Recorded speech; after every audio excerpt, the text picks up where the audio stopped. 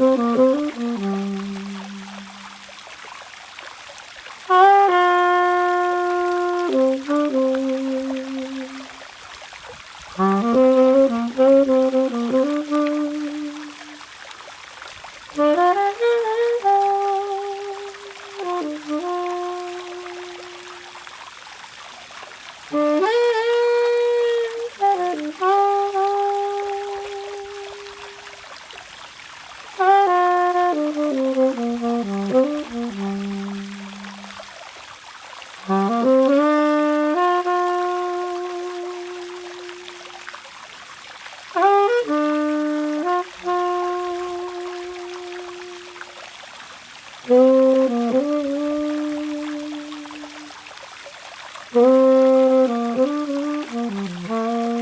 Gsac family, we're here on Dr. Wade Monday. Yes, it's not Wednesday, it's Monday.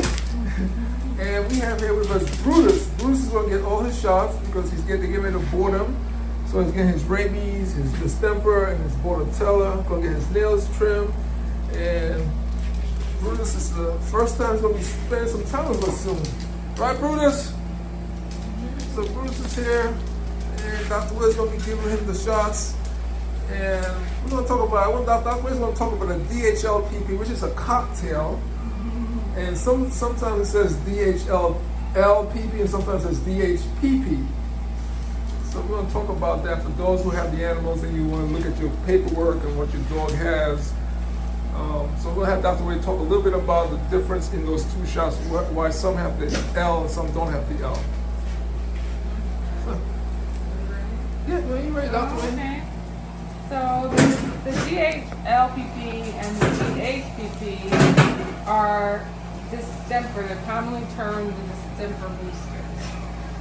They are called distemper because the first in the list of all of those vaccines that make up that cocktail is the canine distemper vaccine. But it does comprise a few different other vaccines and components that we vaccinate against. And the one that contains L has a component that vaccinates against a disease called leptospirosis. Leptospirosis is actually a bacterial infection. It's one of the few diseases that they're usually when we vaccinate against something, it's for a virus, but lepto is actually a bacteria. And it's transmitted by small mammals or rodents like your raccoons, your possums, squirrels, mice, and rats.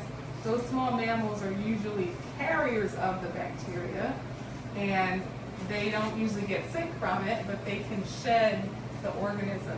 They usually will shed the organism in your urine. So if a small mammal, like a mouse or a rat, is in the alley and they urinate, and then there's a rainstorm and there's a puddle of water that has soil from the elimination of that small mammal, that is how our pets can get in contact or contract that bacteria. So if your dog laps up a standing puddle, or if you take your dog for trails in the woods, or there's a pond, and the dog lets them drink from the pond where the raccoons may urinate in it. So that is how they can contract the bacterial infection. Or if your dog is a hunter, a large dog that likes to spend time out in the yard, and sometimes the very unwise trespassers like raccoons or possums come across your dog's territory, they may become victim to your dog's wily predatory ways. And so if they bite into the flesh of a small mammal that has the bacteria, that's another way that they can contract it. So the lepto component of the vaccine protects our dogs from getting leptospirosis. But if your dog is a house dog that's never going out into the woods, never hanging out in the yard unattended, never going to be in the alley licking up puddles, they may not necessarily need to be vaccinated against lepto. And so that's why some dogs are not vaccinated against lepto. So it is kind of an owner option based on the animal's lifestyle. So what's the difference between those two vaccines? He's very inquisitive. He's like checking out all the things all around, right? You're looking where the treats are, huh? Where are the treats? Where do they keep them around here? Where's the doggy cookie jar? Right. So Dr. Wade, how can people find you or reach out to you when you're not here? So when I'm not here, they can find me at Winfield Animal Hospital, which is in West Oak Lane, about 10 minutes away from here. We're your next door neighbors in Germantown here. So our address is 6701 Wyncote Avenue, and our phone number is 215-224-2764. Well, thank you very much, Dr. Wade, for that education about the lepto. Thank you.